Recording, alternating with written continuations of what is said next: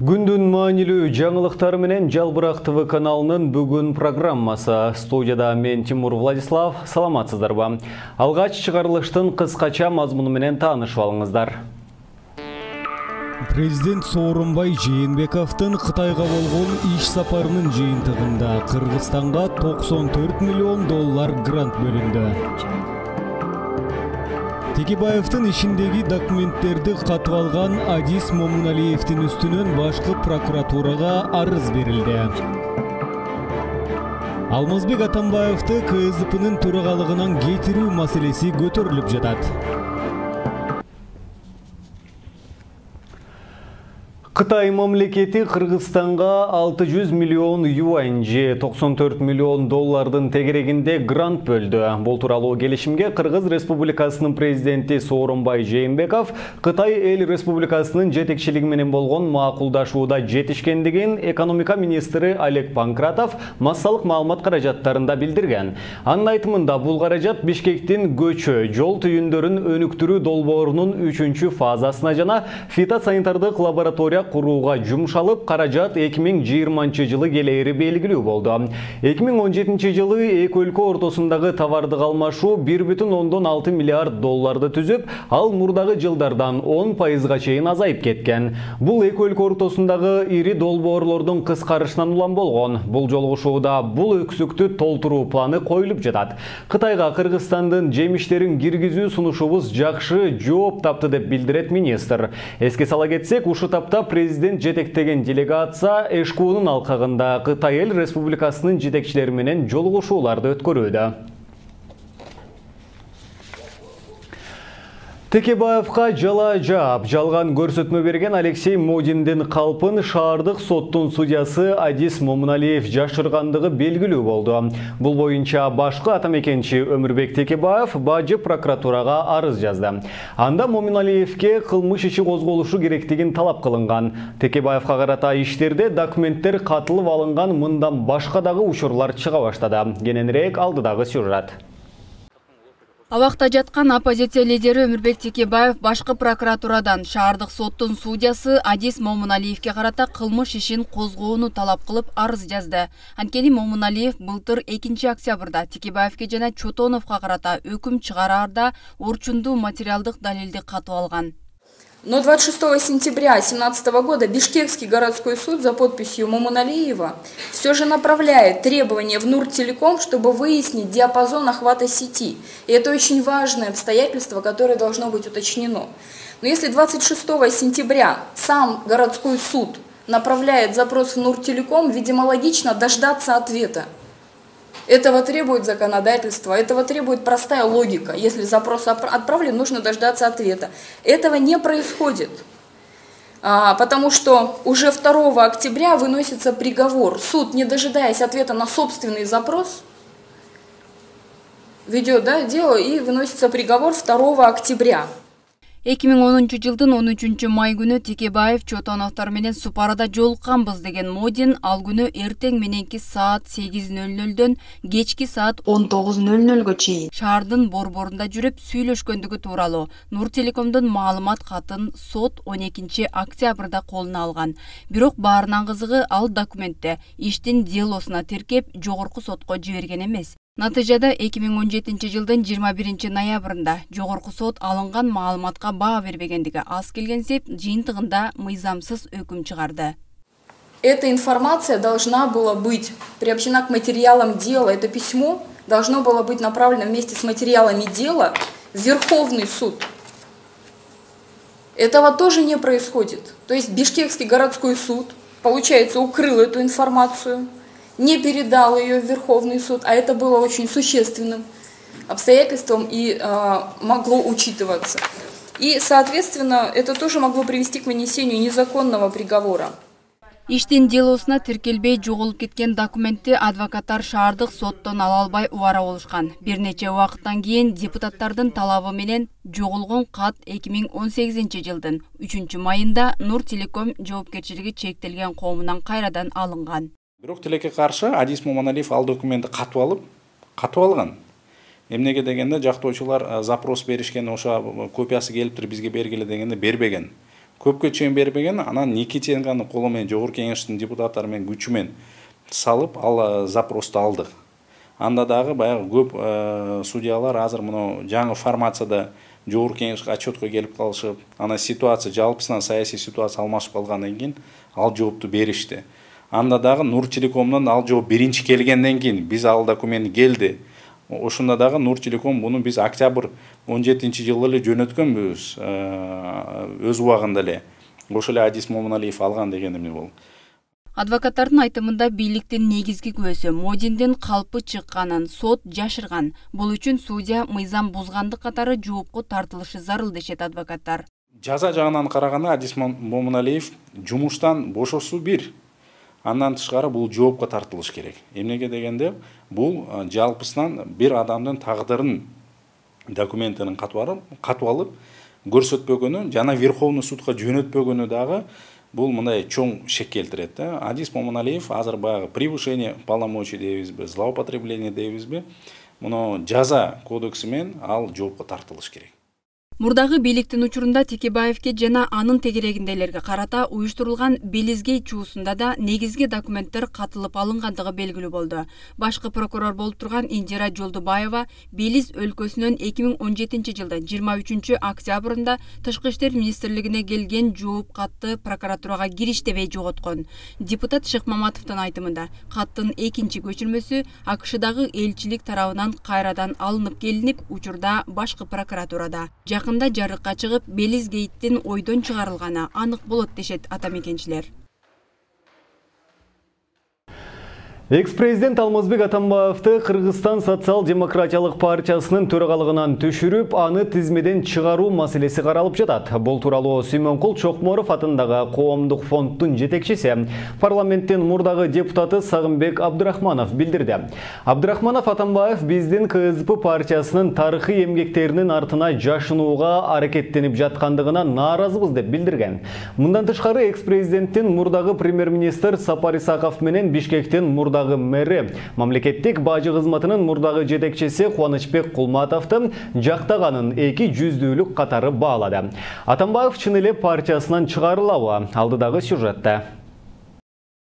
Экс-президент Алмазбек Атамбаевдин коррупцияга шектелип камалган КСДПнын үлкөн мүчөлөрүн коргоп билдирүү таратуусунун артынан эле Атамбаевди КСДПдан чыгарат экен деген тымызын айтылып жүргөн сөздөр ачыкка чыкты. Атамбаевди КСДПдан айдап чыгуу боюнча аракеттер жүрүп жаткандыгын КСДПнын эски мүчөсү Сагынбек Абдрахманов тастыктады. Азыркы мынакей акыркы күндө жакшы мына бул тарых музейинде чыккан эмелер, окуялар, андан мурунку мен өзүм Токен чогунда мына бул жер кен байлыгы боюнча жана башка кен байлыктар бул жанакы партия кабыл алып атпайбы? Устойчивое развитие, туруктуу өнүгүү депчи 17-жылга чейин мына ошондо бул партиянын да жоопкерчилиги бар да. Ошондуктан муну партияны кабыл алып аткандан кийин буга Атамбаевдин түстөн түз мунун күнөөсү бар деп айтам. Алмазбек Атамбаевди КСДПдан сүрүп чыгаруу аракети жүрүп жаткандыгын партиянын маалымат кызматы дагы тастыктады. Бирок алардын аракети майнапсыз деп эсептешет. Сагынбек Абдрахманов 2017-жылдын 9 августунда 16 съездин чечимине баш ийбегендиги үчүн КСДПдан чыгарылган. Бизге маалым болгондой, Сагынбек Абдрахманов 3 айдан бери тегерегине таарынган партиячыларды чогултууга курулай аракеттенип жүрөт. Бирок андан натыйжа чыккан эмес. Сагынбек Абдрахманов Атамбаевди партиядан чыгаруу иши форумда отургандар ойлогондон кыйла олуттуу дейт. Партиянын принциптерине каршы келген иштерди жасаганы ачыкка чыккан Атамбаевди партиядан чыгарууну КСДПнын катардагы мүчөлөрү гана эмес, депутаттар, саясий кеңештин мүчөлөрү дагы колдоп жатат. Ошондуктан биз мынакей көп партиялаштарыбыз, саналаштарыбыз, биздин мындай сторонниктерибиз бүгүнкү күндө баягы ичи күйгөндүктөн, ыза болгондуктан, мындай элдин арасында мындай кенен басып жүрбөгөндүктөн көрүп айтып атышат да, ошол Атамбаев бул партиядан чыгыш керек деп, мына биз бүгүнкү күндө мынакей особенно Чүйдүн балдары, Нарындын балдары, Таластын балдары болуп, мына СДПганын накта мүчөлөрү ошолор мына бүгүнкү күн чогулуп, азыр биз конференция съезд кылып, съездин алдында мынакей областной конференция өткөрүп, анан ошо съездде биз карайлы деп азыркы күндө мындай өзүбүзчө мындай оргкомитет түзүп биз карап атабыз бул боюнча. Саясий талдоочу Алмазбек Акматалиев экс-президенти өзүнүн партиясынан жетелеп чыгарып коюу кыйыныраак болоордугун айтат. Бирок Сагынбек Абдрахманов баштаган КСДПнын эски гвардиясы чогулуп, башка съезд өткөрүп, Атамбаевдин партия лидери катары легитимдүүлүгүнө шек жаратып коюшу мүмкүн деп эсептейт. Менин оюмча мүмкүн, бирок өтө кыйын. Себеби а киши съездде жаманбы, жакшыбы, туурабы, туура эмеспи съездде а киши ошол СДПКнын башчысы болуп шайланган. Бул бир. Экинчиден биз калыстыкты айтышыбыз керек. СДПК менен Атамбаевдин тарыхы бир. СДПКны түзгөн Атамбаев, каржылаган Атамбаев.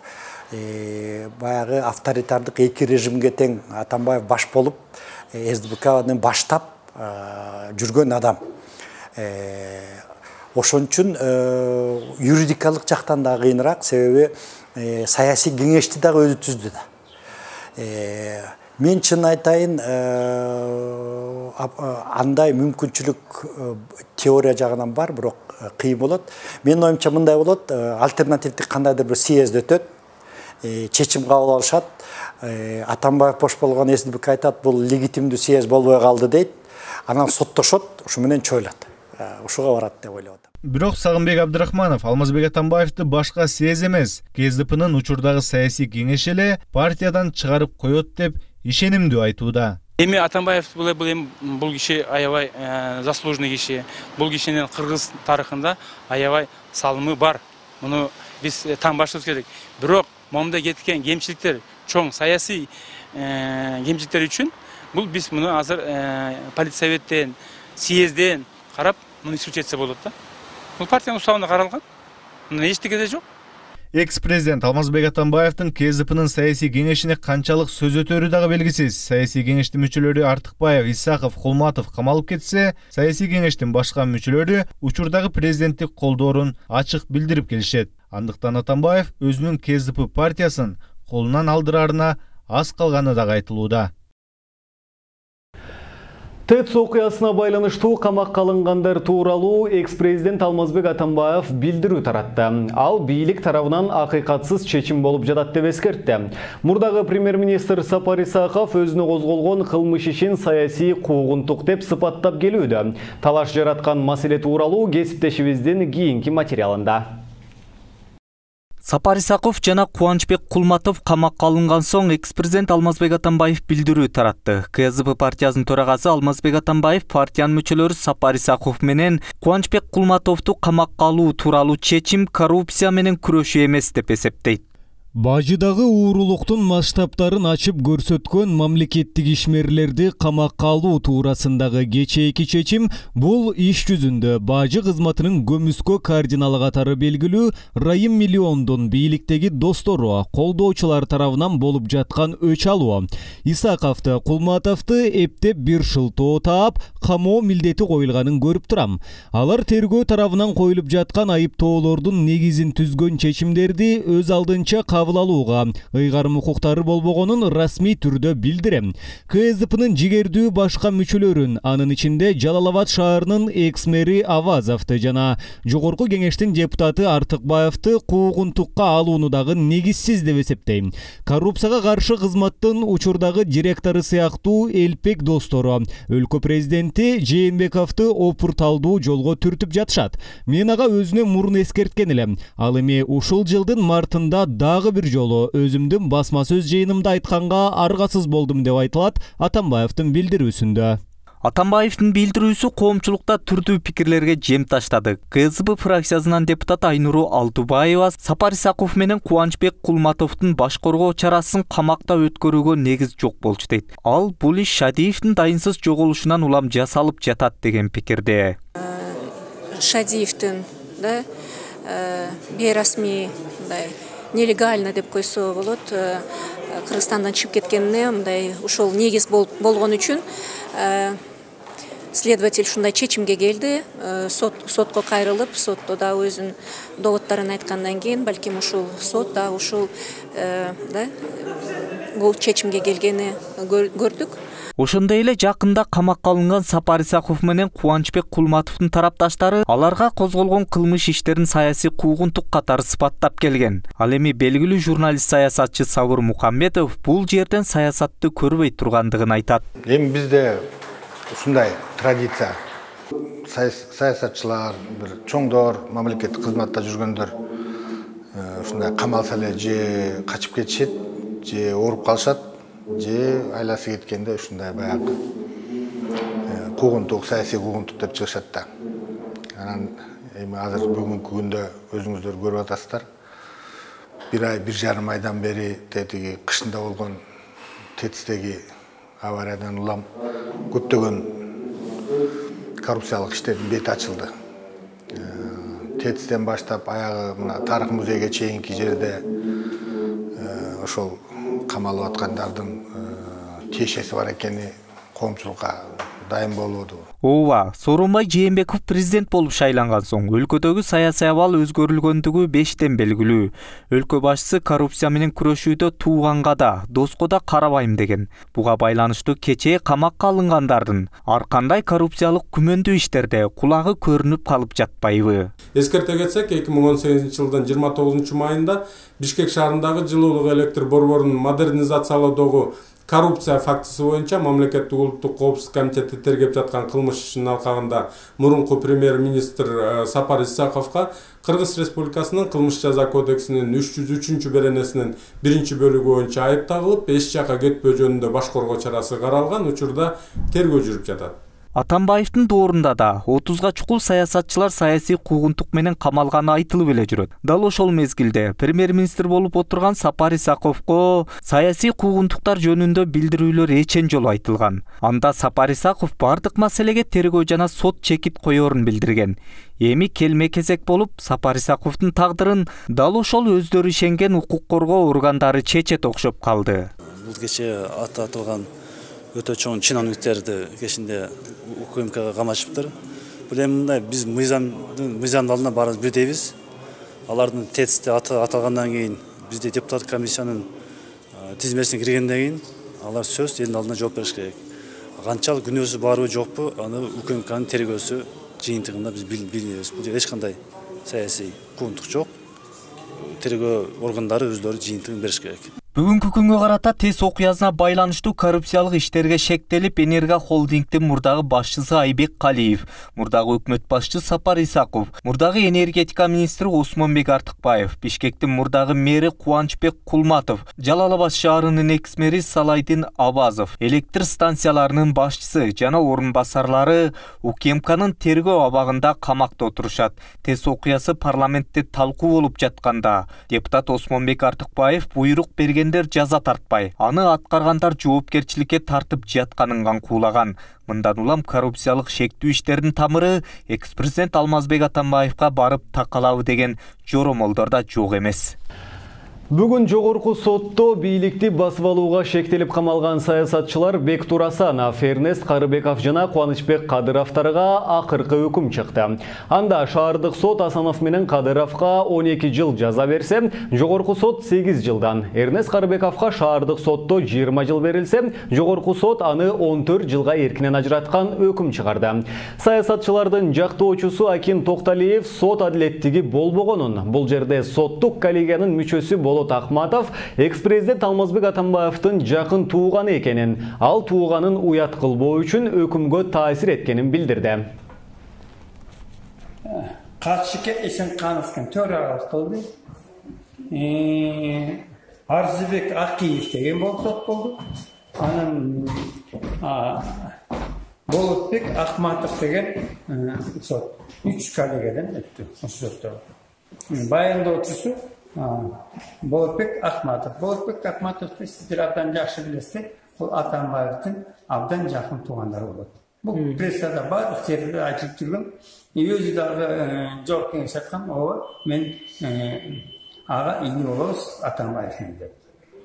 Анан ошо балким, ошо Болот Ахматов уят кылбайын деп өзүнүн агасын Алмазбек Атамбаевди жок дегенде 8 жыл берип койду, 8 жыл.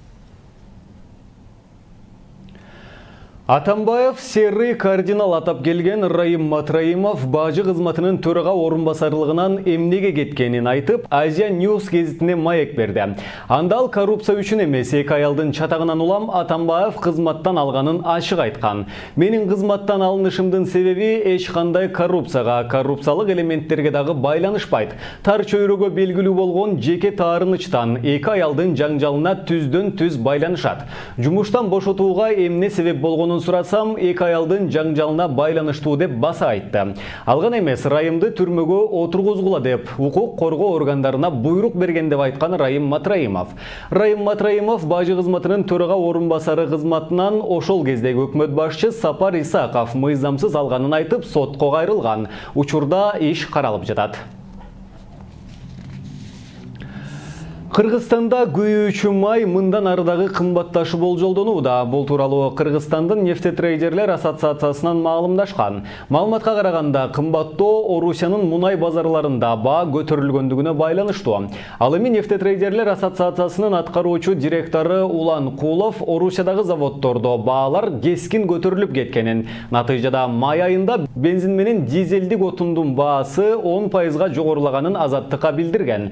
Мындай көрүнүш Кыргызстандын рыногуна дагы таасирин тийгизип, орточо эсеп менен күйүүчү май литрине 2 сомго көтөрүлдү. Июнь айына карата маалымат алдык. Тилекке каршы май айына караганда заводдогу баа дагы 2-3% көтөрүлгөнү байкалып жатат, деди Кулов. Азыркы кезде Кыргызстанда күйүүчү майдын 1 литри 42 сомдон 48 сомго чейин сатылууда.